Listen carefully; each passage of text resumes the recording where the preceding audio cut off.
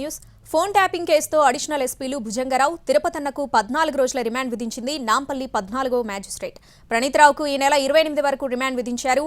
ముగ్గురిని చంచల్గూడ జైలుకు తరలించారు పోలీసులు.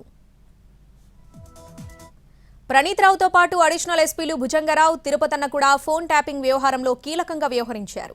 గత ప్రభుత్వంలో కొంతమంది వ్యక్తుల కోసం పనిచేసినట్లు గుర్తించారు పోలీసులు. ఫోన్ ట్యాపింగ్ సమాచారం కొంతమందికి చేరవేసినట్లు దర్యాప్తులో తేలింది. ట్యాపింగ్ డివైజ్లతో పాటు హార్డ్వేర్లను ధ్వంసం చేసినట్లు తేల్చారు. ప్రణీత్రావు ఇచ్చిన సమాచారంతో నిన్న 8 గంటల పాటు ఇద్దరు అడిషనల్ ఎస్పీలను ప్రశ్నించిన అనంతరం అరెస్ట్ చేశారు. సీఎం రేవంత్ రెడ్డి ఇంటికి సమీపంలోనే ఆఫీస్ని ఏర్పాటు చేసుకుంది ప్రణీత్రావు టీం. అక్కడి నుంచే రేవంత్ రెడ్డి, ఆయన సోదరులు, బంధువులు, మిత్రుల ఫోన్లు ట్యాప్ చేసినట్లు గుర్తించారు.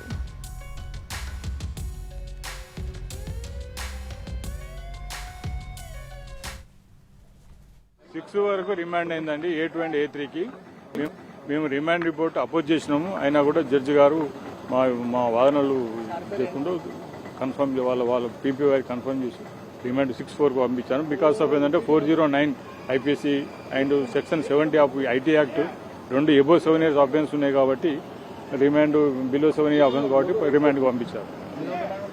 6/4 వరకు A1 పోలీస్ కస్టడీ